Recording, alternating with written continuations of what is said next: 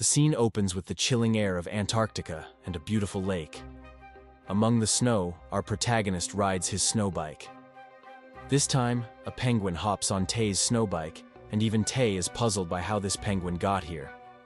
Looking at Penguin's eye, Tay asks if it got separated from his group. He further asks the penguin if he would like to troll some guys online along with him. However, the penguin immediately jumps out of his snowbike, showing no interest in trolling others. Tay calls the penguin a stupid bird and says everybody likes trolling on the internet. Soon enough, Tay arrives at the base and opens the door. He enters inside and feels that the outside is hell compared to this comfort. He removes his goggles and thinks that the blizzard slowed him down. He shouts and asks how everyone is doing. However, only the dread silence looms in the room. Tay asks if they are pulling some kind of joke here. They shouldn't be too mad as he was just gone for a little while. He was just having fun while fishing and enjoying life, so it took him a while. To put a cherry on top, the snowstorm made his delay even more delayed. Tay once again asks if they are holding a surprise party or something. However, the same silence and dark room stare back at him. Tay hopes that they aren't pulling a prank here, or they are hiding from him for accidentally blowing up the generator. Getting no response, Tay decides to head deeper. According to his calculation, there should be enough fuel to last quite a while. The only possible explanation could be that the heating system must have failed. Tay points a flashlight and sees spilled water on the table. He thinks someone must have been here just a while ago. He points his flashlight at the chair and sees an employee's jacket lying around. He tells his team to stop messing around and come out of hiding. Tai points his flashlight at a door with Sejong Hall written on it. He approaches it cautiously and believes that behind this door, his friends would be waiting to surprise him. Feeling the looming dread, Tay opens the door, but it gets jammed in between. He looks down and sees blood on the floor. He points his flashlight at it and sees that it's some sort of human head, which disgusts him even more. He points his flashlight ahead and sees the place in shambles. Tay wonders who parties like this with food and everything lying around. Just staying in this dark room gives him the creep that he's in a movie. He has to get the lights back on. He comes out and sees more emptiness. He wonders if everyone left this station because a blizzard was coming here. Even small stations work fine, so blizzard must not be the issue. Tay reaches the control room and starts putting the pieces of puzzle together. So far things look like they are taken from a horror movie. He hopes nothing will ambush him once he opens this door. On the count of 3, Tay opens the door and sees flashy eyes staring at him. Terrified, Tay stumbles back and the flashlight falls on the floor.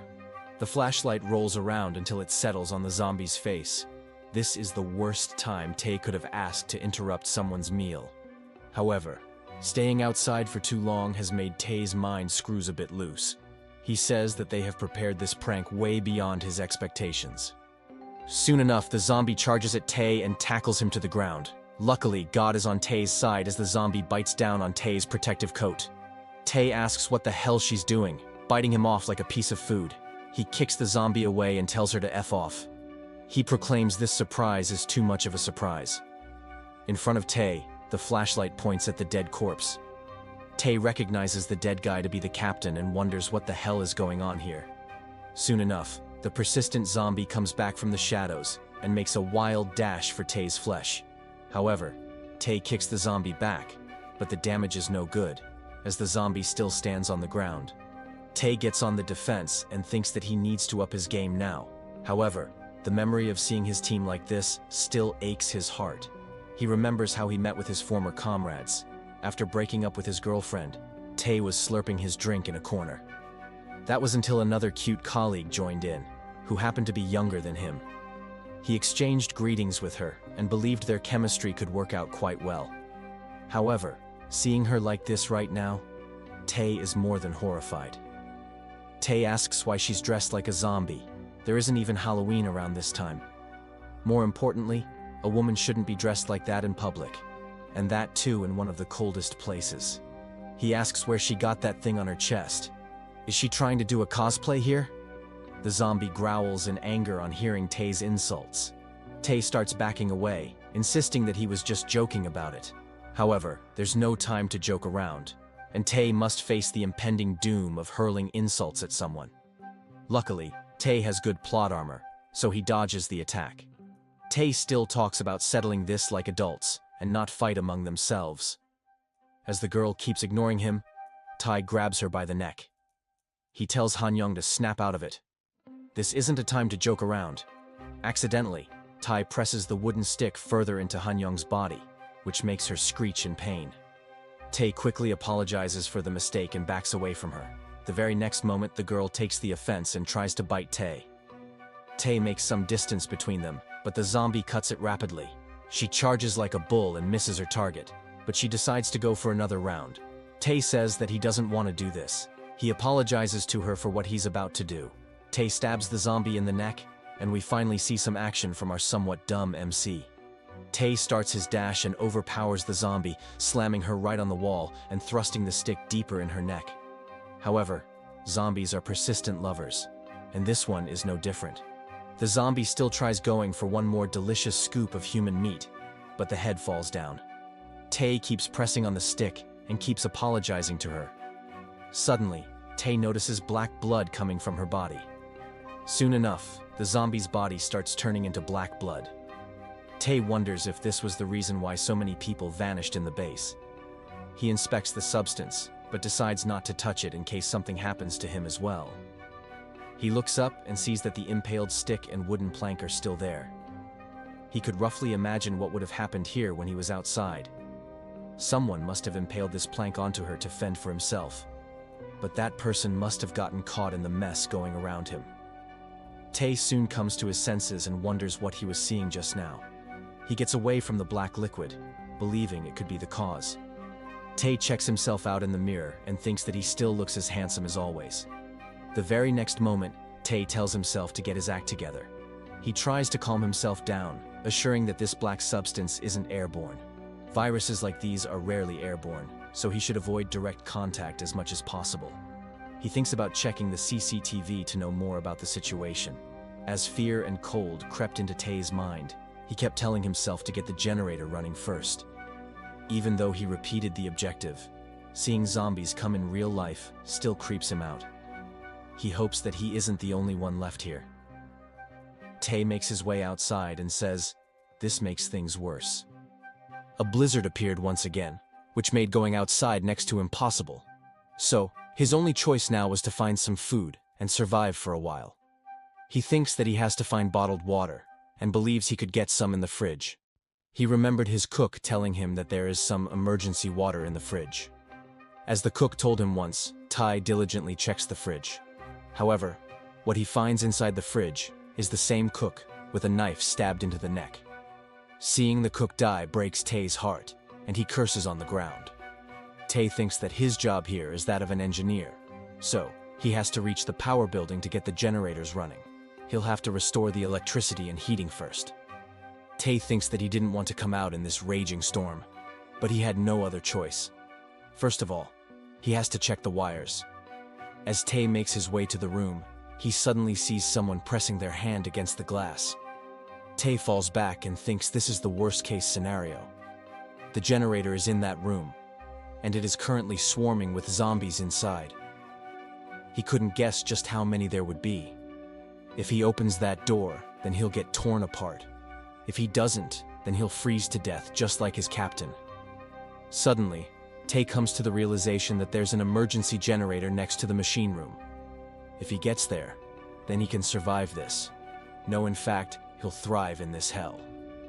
As Tae hops on his motorcycle, he sees flames coming from the Chinese research station across the ocean. Tae thinks that his survival comes first. After that, he'll think about others. Soon enough, Tae enters the building with his makeshift weapon, pointing at the darkness. He looks down and sees some black blood, believing there are zombies here. He shouts and invites every zombie to come to his place. Luckily, no zombies ambush him, and he makes his way through the rooms. He wonders how things came down like this. Why did he even bother coming to Antarctica in the first place? He should have gotten into the Air Force and flown a fighter jet over the country in an apocalypse. Suddenly, Tae spots someone covered in the snow. He couldn't guess if that person is dead, alive, or has become a zombie. But judging by its hand, it seems it would grab him like things normally happen in a horror movie. Tae decides not to take his chances and stabs the person. After stabbing him, Tae notices that he's a geologist from the Chinese research team. He believes that if this guy is not a zombie, then he must have frozen to death. Tae looks around and sees more empty spaces in the building. He thinks there could be some persistent lovers hiding on the second floor, so he should check there as well. Tae then starts making his way upstairs and moves cautiously. As he comes around a corner, someone attacks him with a wrench. However, Tae blocks the hit with his protective coat. He wonders why a person is here all of a sudden. The person starts swinging the wrench wildly, telling our protagonist to die. Tae tells her to stop and insists that he's a human and not a zombie. Left with no better option, Tae pins the attacker against the wall to restrict its movement. When he points his flashlight, he finds the person to be a girl. The girl asks if that's him, Taewon Sunbai. Seeing another person alive, they both take it a bit easier. Tae then makes a small campfire with the furniture lying around, and asks the girl what happened here. Sujin replies that she doesn't know about it, and Tae asks what she was doing when the outbreak happened. Sujin says that she went to another station for a medical visit. When she came back, everything was a mess. Tae asks her about the time when she left for the medical visit. Sujin replies about 2 or 3 days ago. Tae thinks about what has happened till now. There was a Chinese researcher's corpse lying frozen. There were traces of black blood. More puzzling is how these zombies appeared in the first place. And if there are zombies at this base, where did they go then? Tae asks Sujin about what happened to her snowmobile. If she had it, then she could have escaped from here.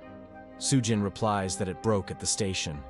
Tae looks at Sujin questioningly, and Sujin asks if he suspects her of lying. Tae apologizes and says his thinking is just messed up right now. He felt relieved on seeing another human, but still, he had to be wary of other survivors.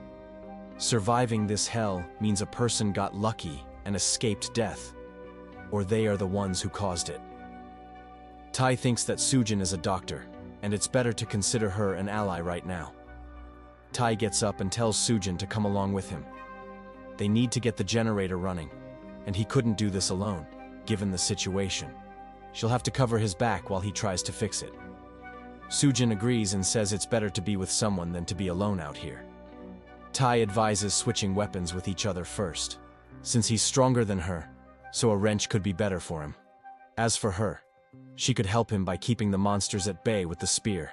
Sujin agrees, and says they should survive till the end. They shake hands to build trust. However, their heartwarming moment gets interrupted by loud bangs. Soon enough, Tae comes out with his wrench to inspect the noise, and Sujin covers him with the spear. Sujin comes close and asks Tae if he left the door open when he came in. Tae replies that he closed it. There was a blizzard coming, so why would he leave it open?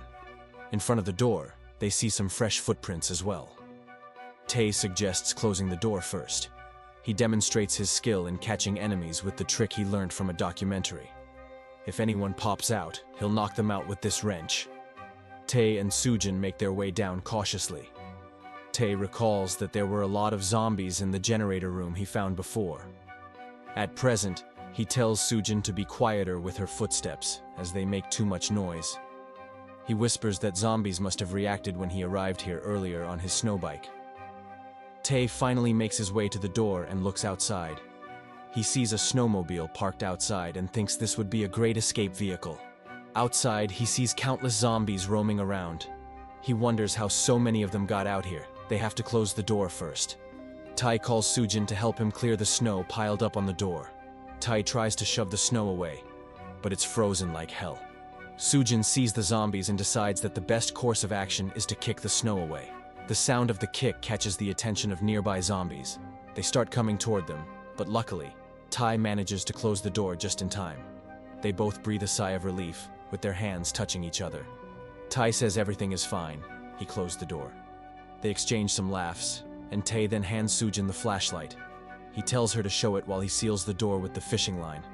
Tae does a good job of the door by wrapping it with multiple fishing line points. Sujin asks why he isn't saying anything. Tae asks what he is supposed to say in this situation. Sujin asks about how these zombies appeared, and there are black stains. She asks if he's hiding things from her. their first rule is not to lie. Tae replies that he understands it, and he has no reason to lie to her. Sujin says that she just said it because it came to her mind. Tae says that's more like her, and points his flashlight at the footsteps from earlier. They get on the defense again, and Tae tells Sujin to let him know if anything moves. They follow the trail of footsteps until it vanishes away. Tae suggests turning the generator on first, so that they can spot anyone in here with ease. They cautiously make their way to the generator and inspect it. Suddenly, Sujin hears some sounds and tells his senior about it. Tae gets ready and wonders if someone is out there. Sujin asks if that thing went upstairs. Tae even questions if zombies have enough IQ to climb stairs. Suddenly, the zombie falls down on Tae from above, which takes both the survivors by surprise. Sujin gets ready to stab the zombie, but she can't find a good angle with all the tussling going on. Tae thinks that he can't die like this. He was prepared for the possibility of death, but not like this. Tae shoves the zombie back and reaches out for his trusty wrench. However, the wrench slips away from his hands, and the zombie once again lunges for Tae's flesh. Suddenly, Sujin comes in clutch and hits the zombie in the head. She pins the zombie against the wall and tosses the wrench towards Tae with her foot. Tae grabs it while Sujin tells him to hurry up. Tae goes for the killing blow, but the zombie escapes from there. Sujin says that he ran away with the knife stuck in him.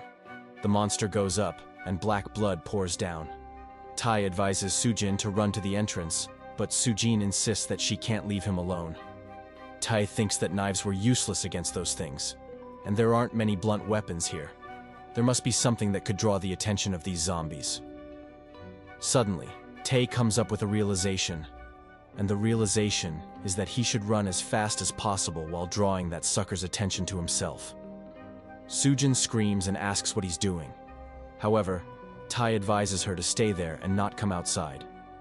Tae thinks that this machine room is like a home turf for him. Plus, his eyes are adjusting to the darkness. He bangs the wrench on the metals and hopes this will draw the zombie's attention. However, the zombie doesn't follow him, and this makes Tae feel like an idiot. He wonders if these zombies possess such a high IQ that they know this is a trap. Even if they don't feel pain, they can feel that they might die, even though they are dead. Suddenly, Sujin points the flash at Tae and asks what he's planning alone. Is he crazy or something? Tae says he's damn crazy and tells Sujin to turn the light off. She should turn it on only when he tells her. Tae bangs more metal and asks the zombie if it has gone deaf or something. Tae thinks that these persistent lovers need something else, and he cooks up a plan. He cuts his arm a bit and raises his hand in the air. He asks the zombie if this is what he likes. On seeing juicy blood, the zombie becomes super active. Tae senses that the zombie has come near and notes down that their sense of smell is sharper. Driven by blood, the zombie charges at Tae, and Tae himself thinks that he's faster than he anticipated. Tae says that the viewers must be thinking that he's taking a reckless gamble here, and acting like he doesn't care. However, he has already set out a good trap for this sucker. He wrapped this place around with the fishing line while he was running ahead. The only thing that he wanted from this persistent lover was to take the bait. The fishing line cuts through the monster's skin, and it gets knocked out with it. The zombie falls behind Tae, and Tae immediately tells Sujin to shine the light here. She does as told, and the light shines onto that bastard's face. Tae gets ready and bashes his wrench onto the zombie's skull. He makes a mess out of the zombie, and his organs and blood spill on the floor. Tae finally lets a sigh of relief and falls back. Suddenly, Sujin jumps with the weapon behind Tae. She aims the knife at him, and at this point, Tae wonders when things go wrong. When on the brink of death, a person's past flashes through his eyes, and the same thing is happening to Tae. He recalls his friend asking what he thinks about Sujin. Tae replies that they happen to attend the same school, and she's a junior. Tae's friend says that she's an excellent doctor. Tae asks if that's the case, then she could have opened her own clinic. Why did she come here then? The friend reveals more secrets about Sujin, and our boy asks how he knows all of this. The friend says that he knew this from Sujin's roommate, and Sujin also happens to be a bachelor. At present, Sujin's knife passes by Tae and hits a zombie lurking behind him. The zombie is none other than Tae's friend with whom he shared the room. Sujin takes care of it, and the zombie falls dead. After taking out the monster, Sujin slumps on the ground. She cries and asks why he did that, why he went out there alone. Tai sighs and says they caught the zombies thanks to their coordination. Sujin asks what he would have done if she weren't here. Tai replies that she was there, so there's nothing to be worried about. Sujin looks at Tai's hand and asks how this blood came out. Tai says that he cut his arm to draw some attention. Sujin asks him to show his hand, but Tai cries like a baby for not showing it. Nonetheless, she presses down on him like a mountain, insisting they must treat it immediately. Later on, Tai dissects the corpse. Sujin says that humans adapt quickly, and right now, our protagonist looks like a butcher in her eyes. Tai thinks that he's not a fan of being a butcher here, but has to do this to survive. He thinks that these zombies have gorilla-like movements, and this sucker ambushed him without making a sound. He thinks this is quite different from the zombie he faced before. He wonders if this is based on individual preferences. Seeing Tae lost in deep thought, Sujin worriedly asks if he's okay. Tae replies that he's okay. Sujin checks Tae's eyes, and he thanks her for what she has done so far. Sujin replies that she feels the same way. Tae says that's enough talk, and suggests getting the generator running now. Tae touches the generator and lets the feeling sink in. He tries pressing the button, but nothing happens. He wonders what's wrong with it. He checks the battery compartment and sees that all the batteries are missing. He thinks that those bastards took the fricking battery. Sujin asks what's wrong, and Tai shows her the empty box. He thinks that some survivors must have taken the food and batteries and made an escape on a boat. He couldn't believe they didn't check on any survivors here. Later on, the duo sits in front of their small campfire. Sujin tends to Tai's wounds, and Tai makes noises. Sujin tells him to suck it up. She's just applying alcohol. Tae looks at his watch and thinks it has already been 4.5 hours since they got back to the station. They are running low on firewood, and things are getting tough without electricity. Tae asks if she doesn't find it strange that this black blood evaporates. Even the ones on his clothes have become thinner.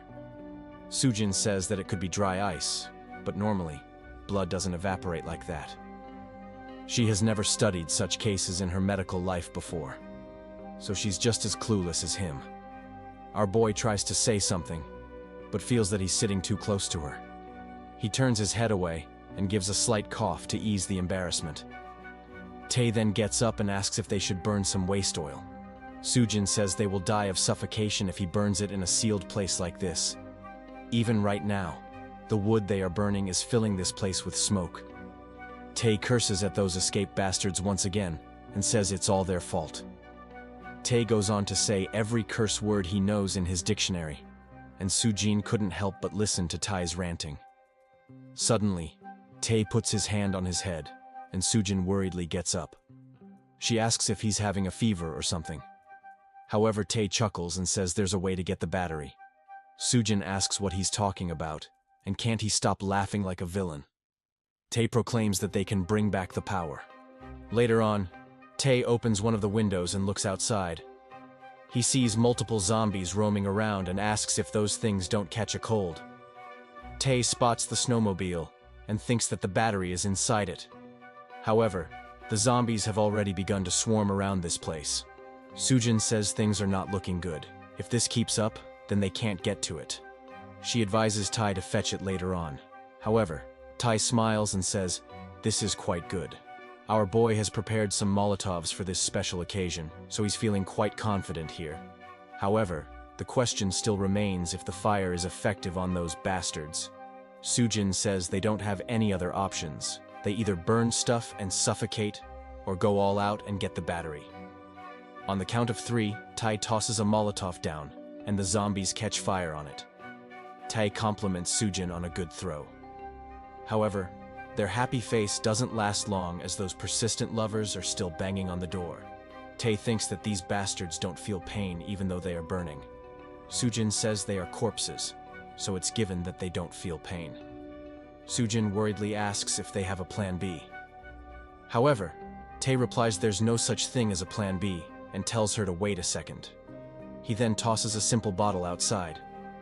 The bottle crashes, but the zombies don't mind it. Tae says his deduction is right.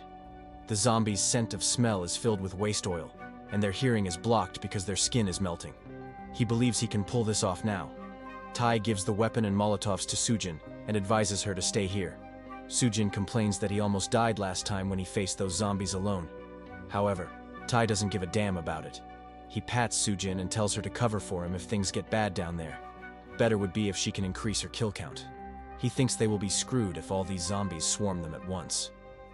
Before leaving, Tai asks if the snowmobile she rode on is in the living quarters. Sujin agrees while staying crouched. Tai goes outside and tells Sujin not to open the door unless he says. Sujin replies that she understands it and advises him not to do anything reckless. Right after Sujin's warning, Bro jumps down from the stairs. He lands in the snow and looks back to see if the zombies have noticed him. Luckily, they haven't, and Tai makes his way through the blizzard. Soon enough, he finds Sujin's bike covered in snow. As for Sujin, she waits for our protagonist to arrive quickly. Currently, she is on the second floor, and the frozen dead body is still lying on the ground floor. She thinks that she has seen this Chinese researcher somewhere before. The zombie Tai defeated earlier was also Chinese. She couldn't understand if the virus came from these Chinese people, just like COVID-19. She thinks there are some people from other countries as well. All that thinking made her feel more alone, and she begs Sunbai Tai to come back quickly. Suddenly, Sujin gets up at the sound of the snowbike. She asks what kind of stunt Sunbai is pulling now. As for Tai, he charges towards the zombies on the bike with only a metal pipe in his hand. Tai smacks a zombie and wonders when he went this insane that he's pulling stunts shown in movies. He thinks that he has been in extreme fear and remained in this icy prison for quite a while, so this much mental breakdown is expected. Tai proclaims that he'll kick their asses now and show them true fear. From above, Sujin asks Tai what he's doing all of a sudden. Tai says that he'll wipe these zombies from this place, so she should prepare some firewood to celebrate later on. The melting zombie charges at Tai, and Tai approaches with his snowmobile. The result is clear as Tai lands a clean hit on the zombie's head, severing it in one go. He thinks that he can pull this off with this mobility and the pipe's destructive power. Tai turns his vehicle around and thinks that he'll create a world without zombies. As Tai goes for another head, the zombie quickly ducks under the attack. Even Tai remains surprised by that sucker pulling a fast one on him. As Tai was getting too fixated on looking back, a zombie charged from the front. The zombie tackles Tai and knocks him off the snowbike. Tai quickly gets up and thinks this is bad. Tai's pipe gets stuck in the snow, and it soon falls into zombie territory. Tai pulls out his wrench and asks if they should talk like adults. However, time to talk is out of the question, as a zombie hurls an attack at Tai. Tai thinks that this guy is different from a normal zombie, which means that he has to take this one out first. As Tai goes for the hit, the zombie blocks it with his hand. Another zombie, who's more eager to taste flesh for the first time, tips over the first zombie. Tai looks at the scene and thinks this is quite something. However, this is the moment to take advantage, and Tai delivers a precise shot on their heads. He delivers some extra shots for good measure. Soon enough, another zombie lunges its nasty hand onto Tai's face. Damn, nobody is giving our boy chance to breathe. Tai quickly stumbles backward, but loses his grip on the weapon. He wonders if he got too cocky after taking a few down.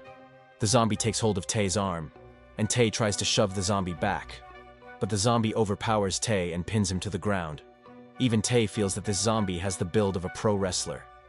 Tai says if he does wrestling, then he's a pro at judo. Tai throws the zombie back and makes an insane comeback. He gets back on his feet and looks for his trusty wrench. As soon as he gets hold of the weapon, a zombie rushes to take his course of punishment, and Tai delivers him the blows diligently. Tai looks around and sees a few more zombies. He thinks that if he had another weapon, then this would have become easy.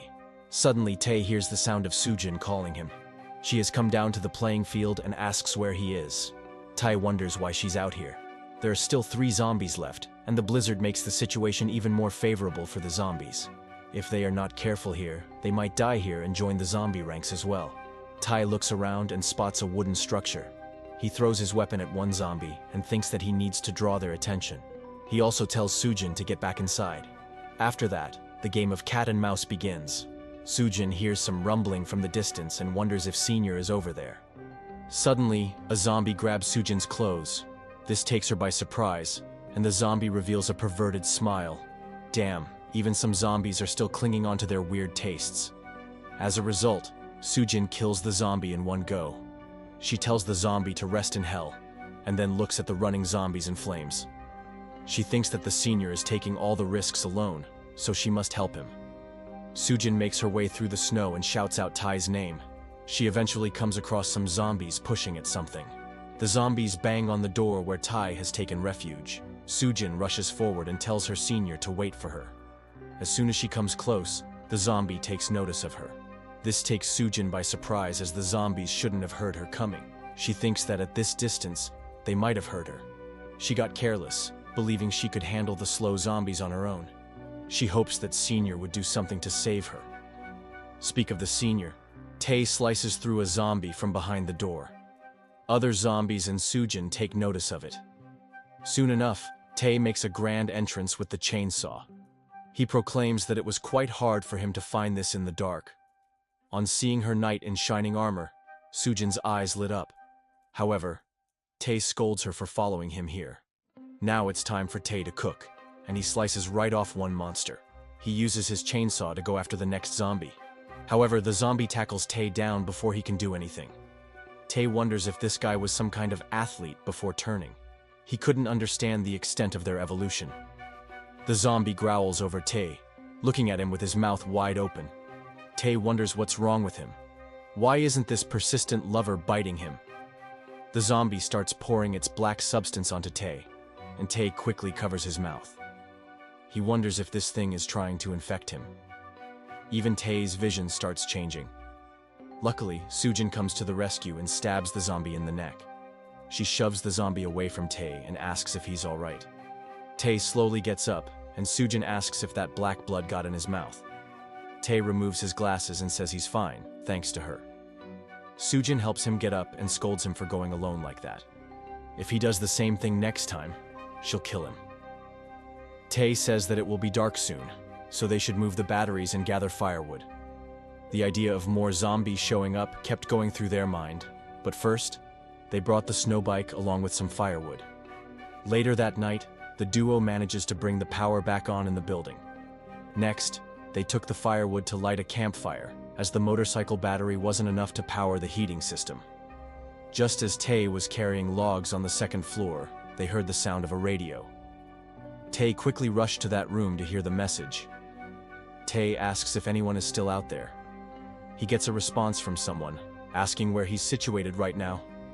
Hearing someone else's voice filled both Tai and Sujin with excitement. He skipped talking about zombies and requested an extraction. However, the voice instead asked if they are still alive there. This strange question made them feel a bit uneasy, not realizing that the government would soon be hunting them down. At the same time, the person talking to Tae says that they will send a rescue team soon. He puts down the phone and asks his captain about what they should do next. The captain, while eating the wolf's meat, says that he heard everything on his radio as well. He gets up and says it's time to start the hunt. As for Tai, he's furious at those bastards. He couldn't believe they didn't ask how many people were there or how many were wounded. Sujin says they could be just asking to confirm if we are safe. Tae says that it sounded more like why they are still alive. This could only mean one thing, and that is those guys know about this situation. As for the survivors who escaped before them, they must have used this radio for emergency broadcasts. However, they would have gotten terrified after hearing the response. This could be the reason why they all left without waiting for the rescue team. Tae thinks that his head feels like a mess since the radio transmission. Sujin comforts Tai and says everything will be all right. She says that the zombie's skin evaporates first when they die, followed by their organs and then their bodies. Tai asks how she knows so much about this. Sujin replies that when she killed the first zombie, she watched it closely to ensure it wouldn't move again. She further adds that it takes about a day until everything disappears. Tai thinks a day might be too much. The zombie girl he faced before evaporated in a few minutes. However, she had a plank stuck in her chest. Sujin says that this could be similar to bleeding in humans. When zombies receive wounds, their black smoke comes out. If the condition continues, then the cells could get weakened as well. It's pretty much similar to humans losing too much blood and then dying. They might survive a stab or two for a few hours. Tai says he doesn't know much about biology. He's only good with machines. Later, Sujin asks if the rescue team will arrive. Tai says things are complicated to make a conclusion. If they have to escape, they could go to the nearby island or the Antarctic continent. However, traveling through the sea is dangerous as the water is frozen. If they have a boat, they can go to Livingston Island, which is a good tourist spot. Sujin reminds Tai that they don't have a boat now, and Tai says they can't go through the seas then. He looks at his food supply and thinks they only have 1 week of food left. Tai suggests leaving this place if the rescue team doesn't arrive soon.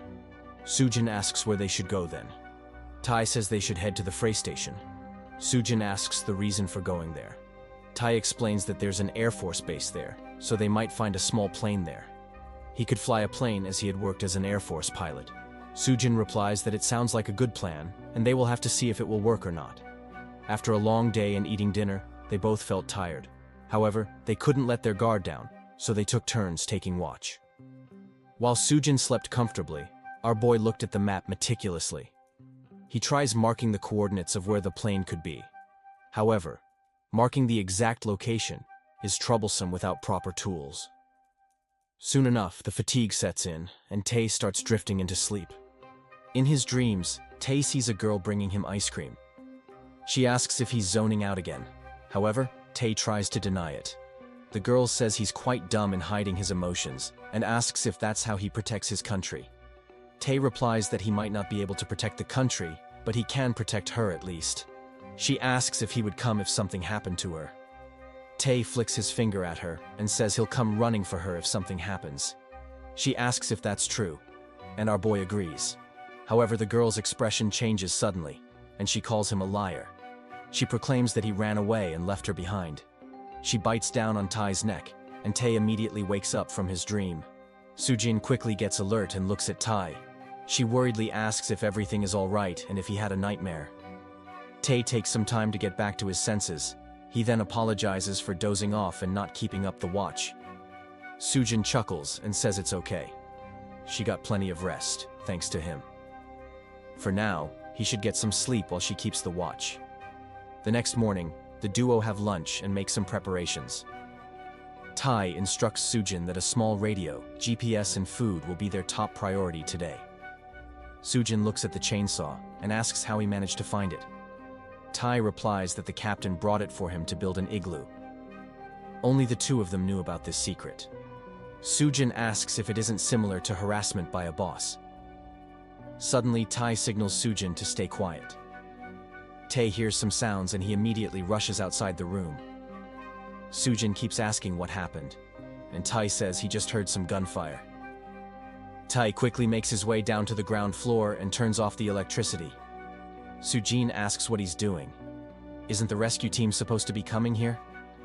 Tai replies he doesn't know it himself, but those guys are shooting. Sujin says they must be shooting zombies. Tai reminds her that guns aren't allowed in Antarctica because of the treaty. Plus, those guys never mentioned the zombie outbreak. Sujin says this sounds true. If they were here for rescue, they would have been calling for survivors. Suddenly, Tai gets a transmission on the radio. The person asks if they are speaking to Sejong Base. They are from the rescue team and want to know if there's anybody alive. Tai could feel that something is off about this. They are using the word rescue team, unlike yesterday. Suddenly, Tai remembers that he saw a fire breaking down in one of the Chinese stations across the lake. He asks Sujin what the standard protocol is if a deadly infection breaks out. Sujin replies that quarantine would be the first step, and then there would be incineration if things go out of control. Tai deduces that the government already knows what is happening here. They don't want the world to know about this infection. They plan to leave no survivors of this incident. Sujin complains that it's a non-logical step. However, Tai says that this is the cheapest solution for the government, and a convenient one too. Outside the base, the military people disguised as a rescue team arrive at the scene. They look around and at the windows to spot any survivors. Tai notices that 2 armed men are coming towards them. They must have guessed that there would be survivors by the way these zombies are moving. Suddenly, the armed man takes a combat stance. Tae quickly hides and tells Sujin that they are screwed. He proclaims that these guys are not from the rescue team. On hearing Tae's words, Sujin grows terrified. Tae suggests hiding and assessing the situation as it unfolds. Suddenly, a bullet hits the window where Tae is taking cover, and the glass shards fly at them. Tae wonders what this is, and if those guys have discovered them. Down below, the armed man unleashes a barrage of bullets on zombies. A person couldn't control the recoil, so his bullets flew in the air and through some windows. The second person tells him not to shoot so recklessly. He should remember that there could be some guys hiding here. Suddenly, the armed man receives a message from Tae, asking if they can hear him. The person replies that he can hear him loud and clear. He asks if they are all right. Tae replies that they are fine and asks if they can help them. The man with a devilish smile asks where they are right now. Tae replies that they are outside the base in a 2-unit building. There are no zombies here currently. The man looks around and finds a building with lights on. The man replies he understood it, and he'll get to them soon. Sujin watches all of this unfold through a small hole. She tells Tae that those guys took the bait, but one of them took off somewhere else in a snowmobile. Sujin asks what they should do now. Tae replies they will see this through to the end. He suggests heading out now. Later on, the armed man enters the desired building by blasting holes through the door. He checks through all the rooms but finds nothing. The only thing he found were zombies. This means he fell into their trap. He relays the information to his subordinate and asks what they should do now. The other man tells him to just follow the manual. Also, he should stop calling him for such dumb things. The guy understands it, and the very next moment, he takes out his rage on an innocent door. He thinks that those guys are treating him like a fool. He'll kill those bastards before leaving. The man quickly leaves the building and hops onto his snowbike. He thinks that he wasted 30 minutes of his precious time. He thinks that those guys managed to deal with the zombies, but they can't deal with an armed man. So, that's why they are playing the game of mouse and cat. The man opens fire randomly and tells them to come out now. They are nothing but rats trapped in a cage. He fires bullets at various buildings, taunting them to come out. Amidst causing wreckage, the man reaches the power plant of the base. He remembers that his subordinate told him to follow the manual. He thinks about showing those rats what he's capable of. On the other hand, Tae and Sujin take cover in a building. Tae asks what that bastard was screaming about. He couldn't understand his language. Sujin worriedly asks about what they should do now. Those guys were shooting wildly before. What would happen if they got hit by a bullet? Tae comforts her and says they will be fine as long as those armed men don't blow something up. Suddenly they see a large flash of light in front of them. Tae thinks that the direction of light is coming from the power plant. He thinks that those bastards are blowing up generators on purpose. They want survivors to be either killed by zombies or freeze to death. The man shouts and asks the survivors if they can hear him. He announces that there's nowhere for them to run. He proclaims that this is the dead end. The fear starts setting in Tae's mind. He thinks that even if they survived this ordeal, they would remain stuck in the frozen hell of Antarctica. And in this frozen hell, those persistent lovers roam freely. He wonders if it matters if they die today or not. Tae notices that Sujin is also shivering with fear. He comforts her and says everything is fine. Since there won't be another explosion, they will make it through this. Down below, the armed man fires his bullets left and right at anything that moves. Eventually, he reaches the building where the emergency generator is. He chuckles and decides to enter the building. Once inside, he spots 2 snowmobiles parked in a corner. He relays the information to his subordinate that he has found the rats. Tae and Sujin take cover and wonder what language he's saying. The man's subordinate tells him to destroy the emergency generator and kill those rats as well if he finds them. Just by doing this, he can climb the ranks in the organization. The man with determination in his eyes tells his subordinate to see his miracle. The man steps inside and notices some black blood on the floor. Not only that, but the blood is spilled all over the floor. He wonders if those guys were fighting with a zombie down here. He looks up and sees a zombie hanging from the ceiling. He thinks that they have turned this place into a haunted house. He fires off his bullets at the hanging zombie, and lots of black smoke comes out of it. He destroys the zombie to the core and tells the rats to come out now. Suddenly, Tae throws a zombie arm at the man. The man tries to cut it with his knife, but his knife hits the fishing line binding the arm. Lucky for him, he evades the zombie hand. He thinks that he would be dead if he were hit by it. He wonders why he's even risking his life here when an airstrike could have solved this in seconds. This revelation makes Tae more serious. As the man was about to relay the information, Tae threw more zombie pieces at him. The man ducks under the attacks and eventually spots the generator. He feels ecstatic on finding it and rushes towards it. However, a dead body falls from above, which takes him by surprise. He unleashes his bullets onto him, but loses his footing when backing away. Looking at the best opportunity available, Tae cuts down the fishing line, and the black blood falls onto the man's face. Tae and Sujin quickly come out with their weapon. However, what they notice is that the armed man is twerking, and black smoke is enveloping him. The soldier looks at them with eyes of desperation, and Tae warns Sujin to back off a little. The man falls down and begs them for help. Tae wonders why this guy is asking for mercy when he was trying to take them down. The man says that he'll tell them anything they want. Tae quickly asks him from which country they belong and how they came to Antarctica. The man shows him the symbol on his jacket, with a red scorpion drawn on it. Tae asks what the symbol means. Before the man could reveal anything, he vomits out blood and black substance. Tae asks how many of them came to Antarctica. The man replies a company, but struggles to say anything further. Sujin says that now is not the time to ask him questions. The man starts turning into an infected, but Tae thinks that he has to ask more questions. The man crawls on the ground and clings to Tae's clothes, asking for help. Sujin says that she can do this. However, Tae says this is fine, and he'll do it. Sujin prays from back, and our MC keeps thinking that he has to kill this guy if he has to survive. He kills the man and thinks that he has committed murder today. A few moments later, Tae picks up the dead man's weapon. He remembers that this guy said they are an armed battalion. Tae takes the handgun and gives it to Sujin. Sujin asks why he is giving it to her. Tae says it would be best if she didn't have to use this. But if she has to protect herself, then she will have to use it. Tae tells her to listen carefully. Their current location has been exposed, so it would be best if they leave now. The enemies are probably 80 in number, and they must have come through the Frey base. Sujin asks if they should escape in the opposite direction. However, Tae says that they will head to Frey base.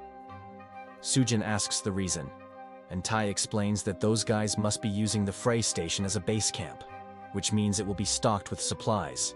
If his guess is correct, then they must be scattered over Antarctica to kill people, which means this is the perfect time to raid them. Later on, the duo searches the nearby buildings. Since the area was cleared by those armed men earlier, they managed to find quite some supplies. On top of that, they got their hands on a radio, gun, magazines, and a knife. They also found a mysterious drug. At first, Tae thought that this could be a vaccine. But if that was the case, then those guys wouldn't have tried to kill them in the first place, which means it must be a suppressant. Tae looks outside and sees that the blizzard has come to an end. However, he could still see some smoke at the Chinese station. He wonders if a generator explosion could cause so much damage. Suddenly, Tae notices a plane coming towards them through the binoculars. His eyes widen in horror, and he tells Sujin to come out now. Sujin rushes to Tae, and Tae tells her to run immediately. Sujin remains puzzled and asks what's wrong. Tae says that there's no time to explain. She should just come with him now. Tae grabs Sujin's hand and makes a run for their life. Tae says that the enemy is doing an airstrike here. Since there was a heavy snowstorm earlier, they couldn't do anything. But now that it has settled, they are coming for them. Sujin asks what they should do then. Tae says they need to get far away and hide in the snow. The plane fires shots at the base, and the duo flies away from the impact. They both feel horrified that they just missed death by a few inches. The plane turns around and goes for another shower of bullets. Tae and Sujin keep their head down to avoid the attack. Soon enough, Tae notices a small hole in front. He quickly takes Sujin along with her and pushes her inside. He then unveils a white cloth from his pouch, while Sujin keeps asking what he's doing. Tae covers them with the cloth and advises Sujin to lower her body temperature with ice. Since that thing is equipped with thermal cameras, they have to make their heat signatures as minimal as possible. Sujin asks if shouldn't they escape on the snowmobile. Tae says that they would easily get ripped into pieces by those guns if they try to escape. The plane soon flew across the base after causing havoc at the whole place. In his time in the Air Force, this plane was known as Angel of Death. To the people down below, it felt like an angel of death was descending from the sky. All they could do was hold their breath and wish that it didn't strike their location. At that moment, Tae felt true despair, wondering if this was how things would end. Tears rolled down Tae's eyes, and at that moment, Sujin grabbed Tae's head, gave him a comforting smile, and then kissed him, awaiting their impending doom.